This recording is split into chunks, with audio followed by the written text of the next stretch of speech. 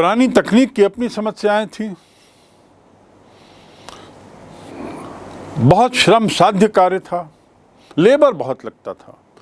Labour की प्रचुरता तो थी, जैसा मैंने बताया कृषि क्रांति के परिणाम स्वरूप श्रम या मजदूर शहर की ओर मुखातिर हो गए थे, लेकिन इसका अर्थ ये नहीं कि लेबर इतना भी सस्ता हो जाए कि मजदूर मजदूरी करना भी छोड़ दे, उसे वह भी पसंद ना आए क्योंकि उसमें कमाई या उसमें उसके 2 जून का भोजन नहीं मिल पा रहा है। तो श्रम भी बहुत महंगा, श्रम भी बहुत कठिन, बहुत लंबा और साथ ही बहुत समय लगता था। ये पुरानी तकनीक की बुराइयां थीं। तो पुरानी तकनीक की बुराइयों को जानने के बाद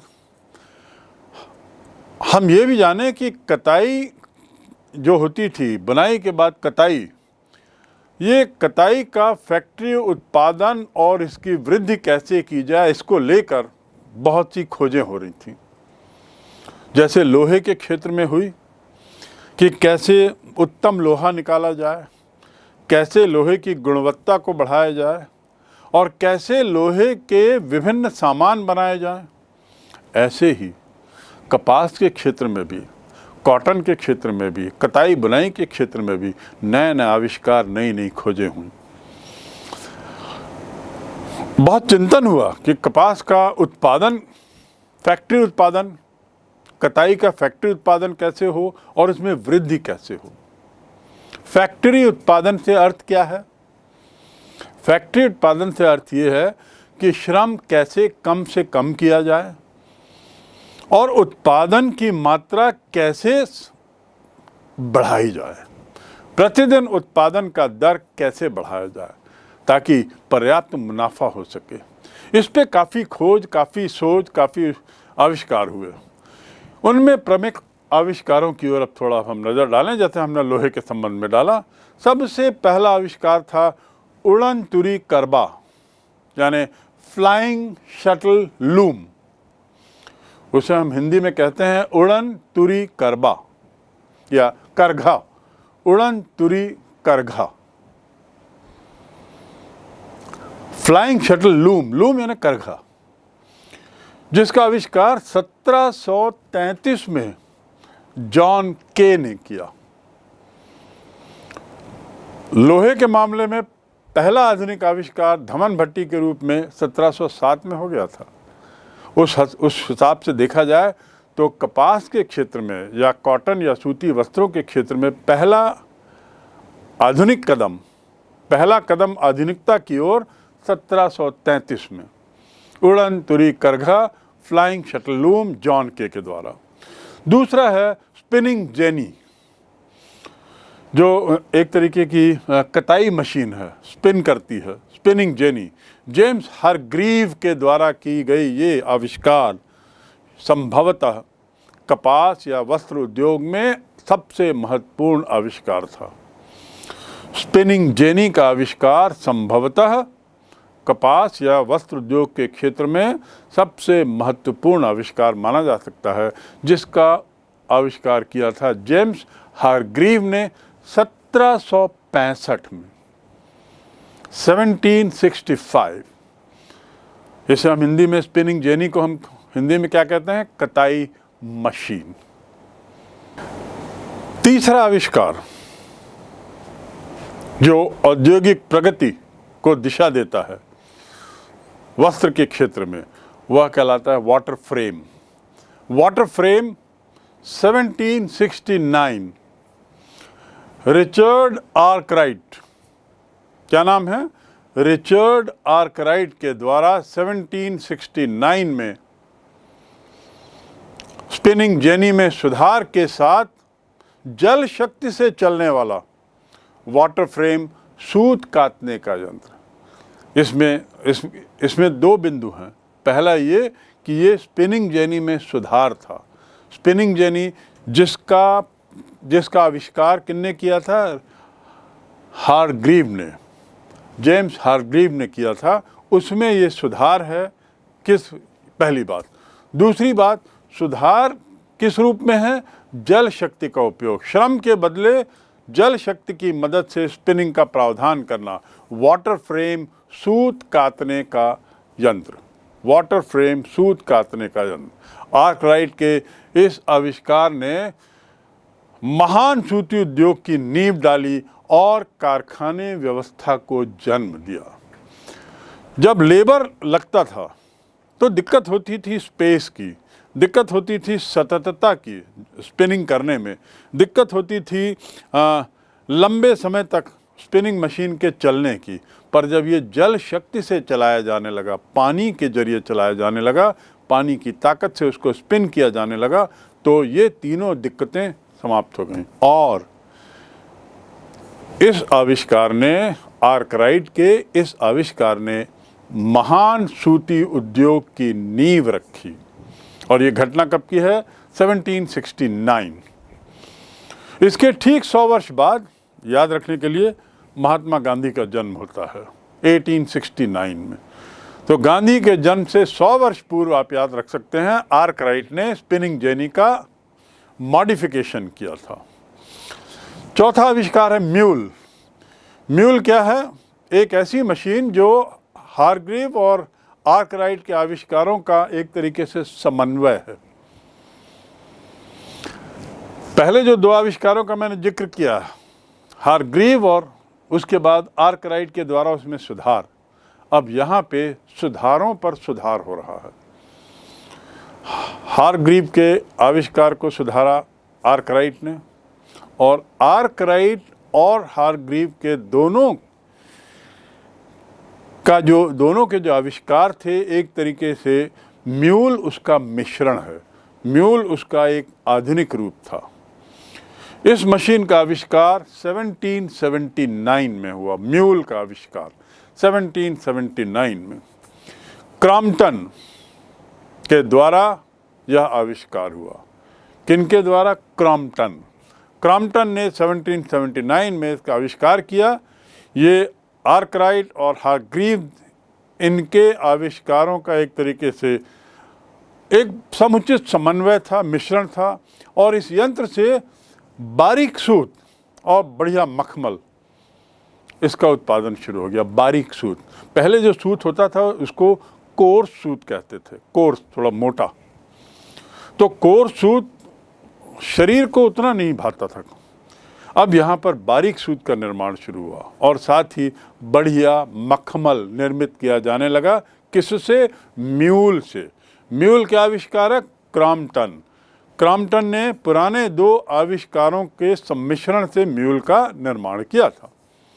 अब अगला है पावर लूम। पावर लूम क्या है? जैसा कि शब्द से स्पष्ट है, ये पावर, शक्ति से इसका संबंध है। 1785 में एडमंड आर्कराइट ने जल शक्ति और वाष्प शक्ति, पानी की मदद से, पानी की ताकत से और भाप की ताकत से चलाने वाला एक करघा बनाया। भाप की ताकत और पानी की ताकत से चलाने वाला करघा, इस करघे को कहते हैं पावर लूम। ऐसा करघा जो भाप यानी स्टीम, जिसकी खोज तब तक हो चुकी थी, जिसके ताकत की खोज तब तक हो चुकी थी, ताकत की अहमियत को तब तक लोग जान चुके थे। और जल शक्ति की ताकत तो पूर्व में भी मालूम थी, लेकिन उसका उपयोग नहीं हो पा रहा था, उसका एप्लीकेशन नहीं था। यहाँ पर इस नॉलेज को, इस ज्ञान को अप्लाई किया गया और उसके परिणाम क्या निकला? निचोड़ पावर लूम का आविष्कार 1785 में पावर लूम का आविष्कार किया। इस मशीन से कपड़े का उत्पादन बहुत ज़्यादा बढ़ गया। एक दिन में यदि 20 शर्ट बनती थी, अब इस पावर लूम से एक दिन में संभवतः 80 से 100 शर्ट बनने लगी होंगी। तो इस प्रकार उत्पादन बहुत ज़्यादा बढ़ा। और ये 1785 का काल क्या है? 1785 में भारत में अंग्रेजों के द्वारा बंगाल को हड़पे गए 40 वर्ष पूरे हो चुके थे। 1757 में प्लासी के युद्ध के साथ अंग्रेजों का शासन शुरू होता है और 1785 आते आते अंग्रेज़ों की ताकत और सत्ता बढ़ जाती है और अंग्रेज़ लोग ईस्ट इंडिया कंपनी भारत के लिए कानून बनाने लगती है। तो एक और अंग्रेज़ों की उपनिवेशवाद नीति का विस्तार हो रहा था। भारत अंग्रेज़ों की गिरफ्त में और आते जा रहा था और उस समय यदि भारत उनका एक उपनिवेश था तो वो भारत से पक्का माल लेने का जरिया था। भारत से पक्का माल, भारत के बेहतर कपड़े, भारत से ले जाने बेहतर मसाले, भारत से बेहतर फर्नीचर, महंगे पत्थर आदि आदि, तो भारत से पक्का माल जाता था। उसको अंग्रेज खरीदते थे और उसकी एवज में हमें मुंह मांगी कीमत मिलती थी, जिससे हमारे कारीगर, जिससे हमारे जो शिल्पकार, इनका बड़ा फ़ायदा होता था। देश में धन आ रहा था और देश की कला बाहर बिक रही थी मुंह मांगी कीमत पे। ये वो काल है और बस यहीं से 1785 से ही मान लीजिए वो परिवर्तन शुरू होता है, जब उल्टी गंगा बहने लगती है। इंग्लैंड से आने वाला पैसा रुक जाता है और भारत से जाने वाला पक्का माल भी इसी समय रुक जाता है और उसके बदले भारत इन उद्योगों की ज़रूरतों को पूरा करने लगता है कच्चा माल भेजकर। और ये संभव क्यों होता है? पक्का माल रुक गया, कच्चा माल जाने लगा। ये संभव क्यों हुआ? क्या भारतीय इच्छुक थे? नहीं, क्योंकि तब तक भारत पर अंग्रेज़ों का शासन हो चला था और अंग्रेज़ों के शासन में अंग्रेज भारत पर दबाव बनाकर भारतीय शिल्पकारों पर, कलाकारों पर, कशीदाकारों पर, कारीगरों पर दबाव बनाकर बहुत कम कीमत पे या तो बना हुआ सामान खरीद रहे थे या अपने उद्योगों के लिए रॉ मटेरियल के रूप में कॉटन भेज रहे थे अपने देश। तो ये बड़ा एक ऐसा काल है जिसको आपको अच्छे तरीके से समझना होगा, सही परिप्रेक्ष्य में देखना होगा। तो मैं जो कहना चाह रहा हूँ वो है कि म्यूल के आविष्कार ने मखमल इसका वो किया और पावरलूम के आविष्कार ने तो पूरा संबंधों का ताना बाना ही बदल दिया। इंग्लैंड और भारत के संबंधों को में आमूल चूल परिवर्तन आ गया।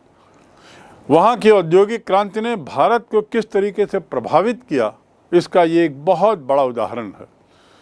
औद्योगिक क्रांति हुई इंग्लैंड में और भारत जो सोने की चिड़िया था, परिणाम स्वरूप उसका एक निर्धन देश बनने की प्रक्रिया प्रारंभ हो गई। इस मशीन में कपड़े का उत्पादन तो बहुत बढ़ गया और साथ ही साथ चूंकि उत्पादन बढ़ा तो कपड़े सस्ते भी हो गए। एक दिन में यदि हाथ से बनाने वाला कारीगर यदि 2 शर्ट बनाता है तो मशीन से पुरानी तकनीक के आधार पे 5 शर्ट बन रही थी, लेकिन अब नई तकनीक आने से मशीन से अब 100 शर्ट बनने लगी। तो एक दिन में यदि 100 शर्ट बन रही हैं तो निश्चित रूप से उसमें कम मुनाफा लेते हुए भी, प्रति शर्ट कम मुनाफा लेते हुए भी कुल मुनाफा प्रतिदिन तो बहुत बढ़ गया ना। तो यही गणित अंग्रेज़ों के पक्ष में काम किया। वो कम कीमत पर बेचने लगे, कम कीमत पर अपनी शर्ट को बेचने लगे और भारत के कलाकारों द्वारा, भारत के कारीगरों द्वारा बनाई गई शर्ट बहुत महंगी साबित होने लगी। स्वाभाविक है, एक सामान्य व्यक्ति सस्ते माल पे जाएगा, सस्ते शर्ट पे गया और वो शर्ट सस्ती तो थी ही, साथ ही बेहतर थी क्योंकि मशीन से बनी थी। हमारे यहाँ की कारीगरों की शर्ट हाथ से बनी थी तो कुछ न कुछ उसमें नुक्स निकल आते थे, कुछ न कुछ उनमें खामियां रह जाती थी। तो इस प्रकार कारीगर, भारत का उद्योग, भारत का जो स्वयं का उद्योग था वह बेमौत मारा गया। सभी तरह के उद्योग भारत में अब धीरे धीरे बंद होने लगे क्योंकि इन कारीगरों को अब रोजगार मिलना बंद हो गया, क्योंकि अंग्रेज लोग सारा रॉ मटेरियल ले जाने लगे। सारा रॉ मटेरियल भारत से खरीद कर भी नहीं बल्कि ज़बरदस्ती दबाव बनाकर एक्सपोर्ट करने लगे, क्योंकि अब भारत उनका एक उपनिवेश बन चुका था। पावरलूम की चर्चा होती है तो एक ऐसा चित्र भारत का सामने आता है जो बड़ा निराशाजनक था। अगला जो आविष्कार है जिसने औद्योगिक क्रांति को और आगे बढ़ाने में मदद की, खासकर कपड़े के क्षेत्र में, वह था कॉटन जीन। कॉटन जीन क्या है? जो 1793 में इसका आविष्कार हुआ, एक अमेरिकी के द्वारा, एली व्हिटनी ने इसका आविष्कार किया। ये मशीन कपास ओटने की मशीन थी, अर्थात कपास से बिनौले को निकालना और बहुत तेज़ी से अलग करना। पहले क्या होता था कि कपास से बिनौले को हाथ से निकाला जाता था, बहुत धीरे धीरे एक दिन में बहुत थोड़ा कपास बिनौले से अलग किया जा सकता था और श्रम बहुत लगता था।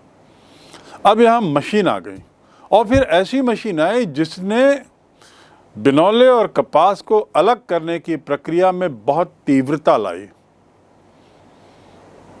Separating grain from the chaff, आप सुने होंगे, एक मुहावरा है अंग्रेजी में, इसका अर्थ उपयोगी चीज को अनुपयोगी चीज से अलग करना। Separating grain from the chaff, उपयोगी चीज को अनुपयोगी चीज से अलग कर, विरक्त करना। ये जो मशीन बनी कॉटन जीन, ये वो मशीन थी जो बिनौले को कपास से अलग करने में बहुत काम आई, बहुत तेज़ी से की। और इस मशीन से हाथ की अपेक्षा, ऐसा कहा जाता है, उस काल में 300 गुना ज़्यादा अलग किया जा सकता था। यानी एक दिन में यदि हाथ से 10 बिनौले, तो मशीन से 3000 बिनौले अलग किए जा सकते थे। हाथ से यदि 10, हाथ से 10 तो नहीं होता, हाथ से एक दिन में 100 होता है। तो आप सोचिए इसका 300 गुना कितना है। इतना उत्पादन, इतना उसका सफाई कपास की एक दिन में अब संभव थी। और इस प्रकार उद्योगों को पर्याप्त रॉ मटेरियल, कच्चा माल मिलने लगा। अगला आविष्कार स्वचालित बुनाई यंत्र। अभी तक जो यंत्र थे वो या तो जल शक्ति से थे या वाष्प शक्ति से, अब यहाँ पर स्वचालित बुनाई यंत्र आ गए क्योंकि बिजली का आविष्कार भी हो चुका था। इसका आविष्कार 1852 में हुआ। जिस व्यक्ति ने किया उसका नाम है रिचर्ड रॉबर्ट। उसने किया स्वचालित बुनाई यंत्र का आविष्कार। उसके बाद 8वां आविष्कार है सिलाई मशीन। अब सिलने भी लगे। यानी अभी तक कम से कम कपड़े बनते थे, थान बनते थे। भारत में जो थान बनते थे अब वो तो बंद ही हो गए, कपास जाने लगा। अब लेकिन कम से कम सिलाई करने वाले लोग तो यहाँ जिंदा थे भारत में। लेकिन इस सिलाई मशीन के आने से क्या हुआ कि जो हाथ से जो सिलाई की जाती थी वो भी बंद हो गई। उसका श्रम भी अब सस्ता हो गया, बेकार हो गया। और अब 1846 में एलियास होप, जो एक अमेरिकन था, ये दूसरा अमेरिकन है पूरी सूची में, जो एक अमेरिकन था, उसने 1846 में क्या किया? सिलाई मशीन का आविष्कार किया। और इस प्रकार हम देखते हैं कि भारत के 1857 की जो प्रथम स्वतंत्रता संग्राम या गदर या विद्रोह जो हुआ था, जिसमें रानी लक्ष्मीबाई का जिक्र आता है, उसी के दरमियान, उसी घटना के आसपास इंग्लैंड में नए नए आविष्कार हो रहे थे कपास के क्षेत्र में, कपड़ों के क्षेत्र में। और उनका आविष्कारों में कॉटन जीन्स, स्वचालित बुनाई यंत्र और सिलाई मशीन, इनकी बहुत अहम भूमिका थी। सिलाई मशीन का उद्घाटन, सिलाई मशीन के आविष्कार का परिणाम क्या हुआ? अब तो रेडीमेड वस्त्र आने लगे। रेडीमेड, तैयार वस्त्र आने लगे। रेडीमेड यानी तैयार वस्त्र। अब वो थान की विशेष जरूरत नहीं थी। थान को अब सिलाई मशीन के माध्यम से ही कपड़ों में बदला जाने लगा। पहनने वाले कपड़े, वेयरेबल क्लोथ में बदला जाने लगा। 1785 में ही थॉमस बेल ने कपड़ों की छपाई के लिए साइक्लिकल प्रिंटिंग मशीन बनाई। साइक्लिकल प्रिंटिंग मशीन, अब कपड़े में छपाई भी होने लगी। और ये छपाई की प्रक्रिया की खोज किसने की?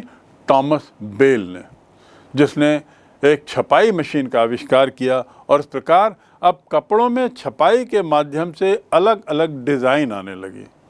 भारत के कलाकार, भारत के कारीगर, भारत के जो कपड़ों से जुड़े हुए लोग थे, वे लोग धागों के माध्यम से कपड़ों में डिज़ाइन देते थे, धागों के माध्यम, धागों के रंगों के माध्यम से। यहाँ पर अब प्रिंट के माध्यम से कपड़ों में डिज़ाइन होने लगी, जो बड़ी सस्ती रही, बड़ी टिकाऊ रही, बड़ी मजबूत रही और उत्पादन में भी बड़ी ज़्यादा रही। निश्चित रूप से टिकाऊ, मजबूत, सस्ती और उत्पादन में ज़्यादा, इस सब का परिणाम क्या होगा? श्रम की उपादेयता बहुत कम हो गई, समय बहुत कम लगने लगा, कपड़े सस्ते हो गए और भारत पर जहाँ तक इसके असर की बात है, भारत के लोगों ने सस्ते टिकाऊ कपड़े खरीदकर भारत के ही उद्योग को एक तरीके से समाप्त कर दिया।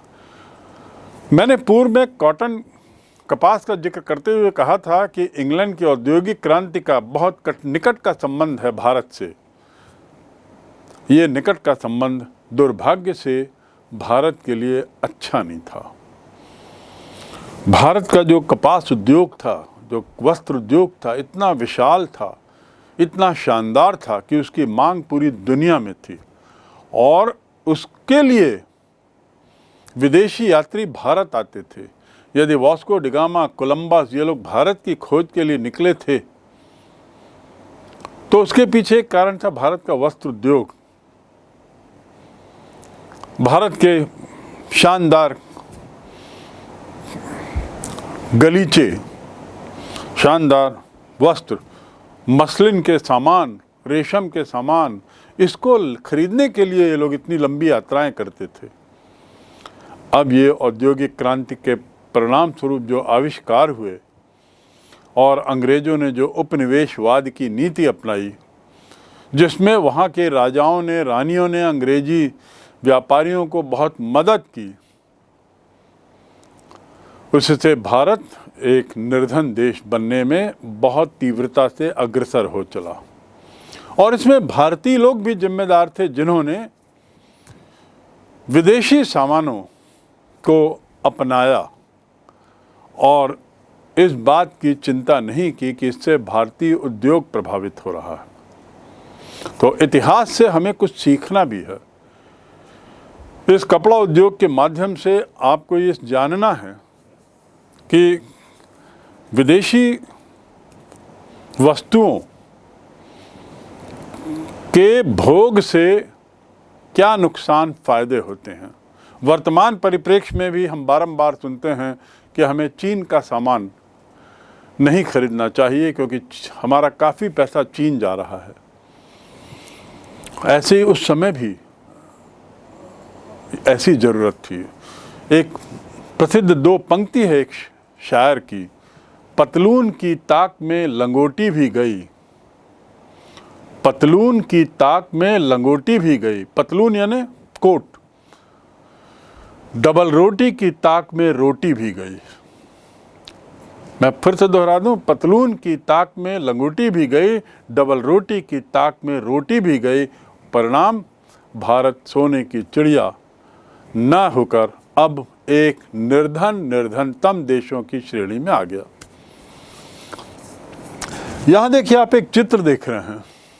ये चित्र है उस पुल का जिसका जिक्र मैंने किया है, जो डर्बी परिवार के तीसरे सदस्य ने जो पुल बनाया था। कोलब्रुक डेल का चित्र, साथ ही धमन भट्टियां और मध्य भाग में आप देखेंगे कि किस प्रकार काठ की भट्टियां हैं। साथ ही कुछ और चीज़ें भी दिख रही हैं। ये सब चित्रकारी के माध्यम से दिखाई गई हैं। इस पूरे दृश्य को आप देखें तो उस समय के आविष्कारों का एक सम्मिश्रण इसमें परिलक्षित है। अब हम लोहा, कोयला और कपास, इसको एक कंबाइंड नज़रिए से देखें। इसका कुल प्रभाव क्या पड़ा होगा और कैसे लोहा, कोयला और कपास इसने औद्योगिक क्रांति में अहम भूमिका निभाई। वो औद्योगिक क्रांति जिसने इंग्लैंड के, उसके बाद यूरोप के और फिर विश्व के आधुनिकीकरण में बहुत अहम भूमिका निभाई। ये सोचते हुए बड़ा हास्यास्पद लगता है कि भारत विश्व के आधुनिकीकरण में काफी कुछ जिम्मेदार रहा है।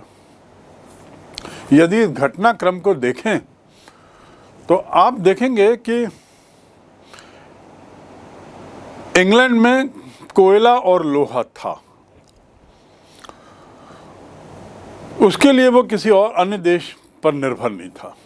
वो सौभाग्यशाली था कि वहाँ मशीनीकरण में काम आने वाली जो मुख्य सामग्री है, कोयला और लोहा, ये बहुत मिलता था।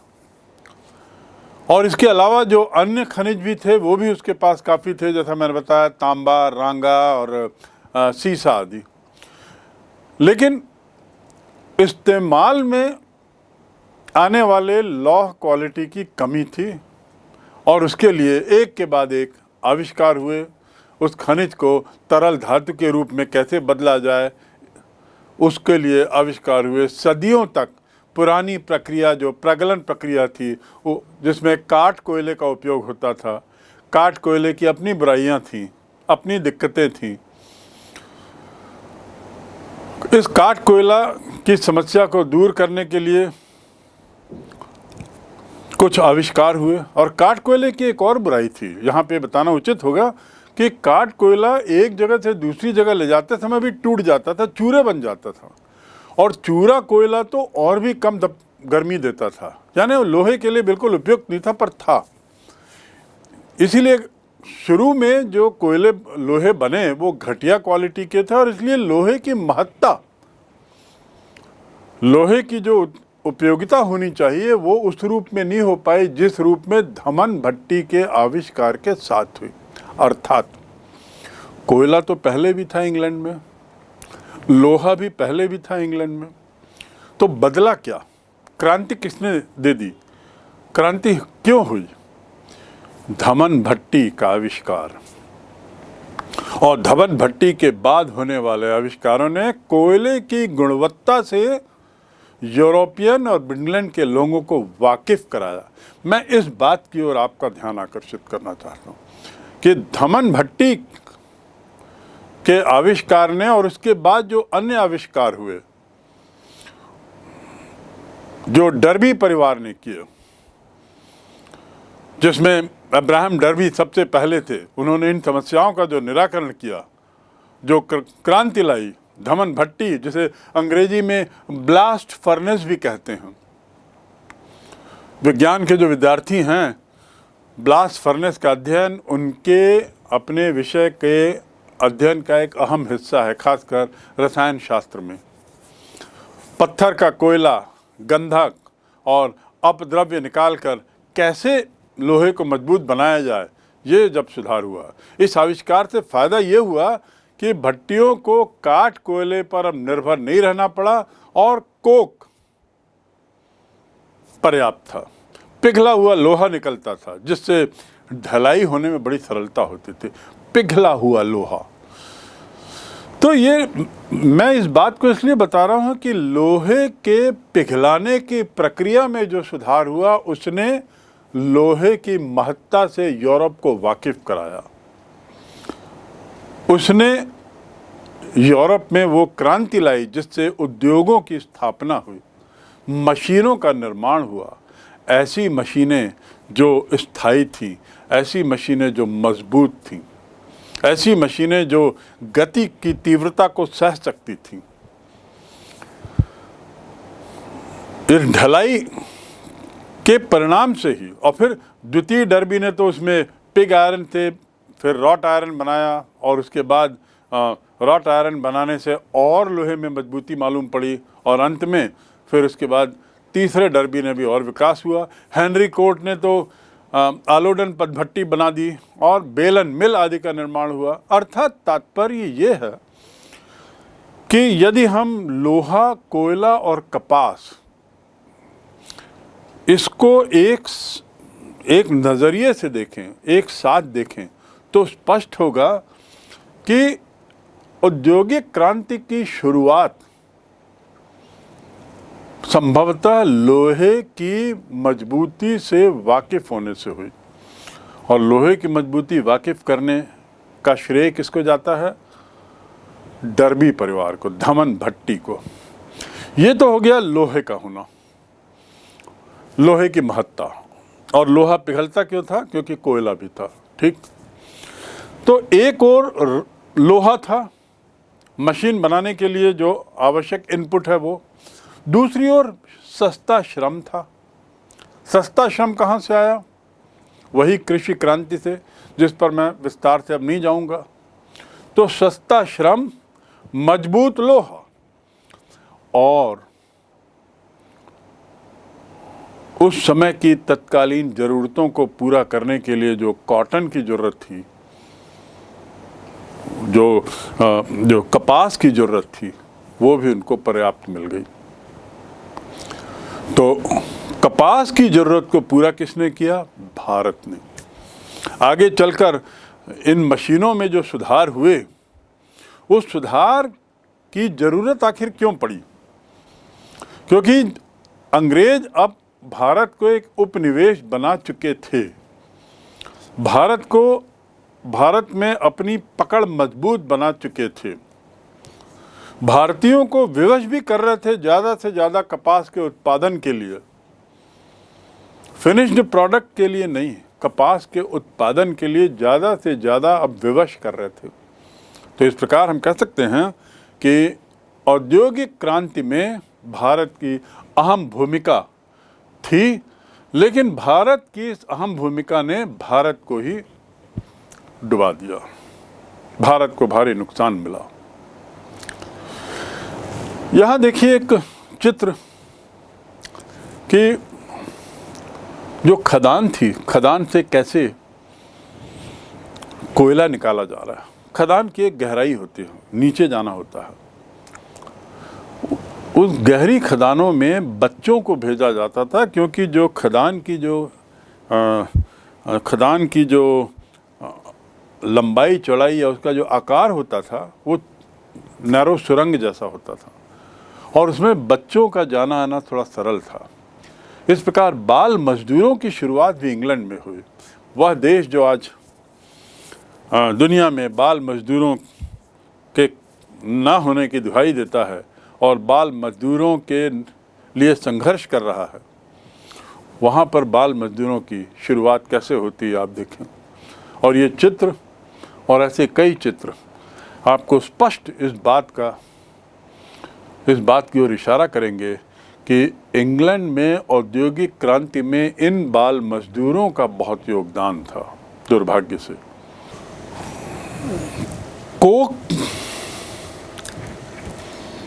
कोयला, जिससे विल्किंसन ने पानी की पाइपें बनाई और पहली बार ढलवां लोहे से जो पाइप बनाया, तो उसमें एक बात और हमको याद रखनी होगी कि कुछ खास क्षेत्रों में कोयला खानों और लोहा प्रगलन की मिली जुली इकाइयाँ तैयार हुई, मिली जुली इकाइयाँ मिली। ब्रिटेन में कोकिंग कोयला और उच्च स्तर का लोहा खनिज ये वहाँ मिलता है। ये क्षेत्र खासकर आप देखेंगे, मैंने पूर्व में जो जिक्र किया है नक्शे में, ये सब समुद्री किनारे हैं, ये सब बंदरगाहों के रूप में। कौन से क्षेत्र? जहाँ लोहा, अच्छी क्वालिटी का लोहा और कोयला, कोक पाया जाता था। तो हम कह सकते हैं कि ब्रिटेन में कोकिंग कोयला और उच्च स्तर का लोहा ये विशेषतः पतन में होते थे। पतन यानी बंदरगाहों में होते थे, बंदरगाहों के किनारे थे। इसी वजह से यहाँ जहाज निर्माण का कार्य बहुत फला फूला। आपको यदि ये सवाल पूछा जाए कि जहाज निर्माण इंग्लैंड में इतना क्यों फूला, और वो भी सस्ता जहाज निर्माण, सस्ते जहाज़ों का निर्माण, जिसका पहले मैंने आपको जिसकी ओर मैंने इशारा किया था, उसके पीछे कारण यही है, क्योंकि ये बंदरगाही इलाकों में ये सब खदानें थीं और इसलिए वहाँ से इस माल को लाने ले जाने में बहुत सहूलियत थी। ये सारे शहर बंदरगाही शहर और इसीलिए जहाजी कारोबार बहुत फला फूला। जहाजी कारोबार के इस फलने फूलने का परिणाम था कि जो समुद्री व्यापार है, जो इंग्लैंड का जो समुद्री व्यापार था, जो अमेरिका से लेके भारत तक फैला हुआ था, अफ्रीका तक था, ये समुद्री व्यापार इन सस्ते जहाज़ों के माध्यम से बड़ा सुलभ हो गया, बड़ा सरल हो गया। ये एक अलग चित्र है जिसमें केवल वह पुल दिया हुआ है, जिसका जिक्र मैंने किया है डर्बी परिवार के संबंध में, जो उसके तीसरे जनरेशन के सदस्य ने यह पुल का निर्माण किया था कॉलब्रुक डेल में। कौन सी नदी पर? सेवर नदी पर। सेवर नदी पर ये पहला आयरन ब्रिज कॉलब्रुक डेल, ढलवा लोहे का पुल, ढलवा लोहे का पुल। ये जो चित्र बना है ये विलियम के द्वारा बनाया गया है 1780 की चित्रकारी। और कल्पना करिए कि इस पुल के बनने पर आवाजाही चाहे जल मार्ग से, चाहे थल मार्ग से, चाहे रेल मार्ग से कितना सरल हो गया होगा। आगे चलकर ये इलाका जो है जिसका आप चित्र देख रहे हैं, ये आयरन ब्रिज नामक गांव के रूप में डेवलप हुआ। आयरन ब्रिज, इस जगह का ही नाम हो गया आयरन ब्रिज। इस नक्शे में अब आप देखिए सूती वस्त्रों के उत्पादन का क्षेत्र। और सूती वस्त्रों के उत्पादन की बात करें तो कुछ शहरों के नाम आते हैं बारंबार जो आज भी उतने ही प्रसिद्ध हैं।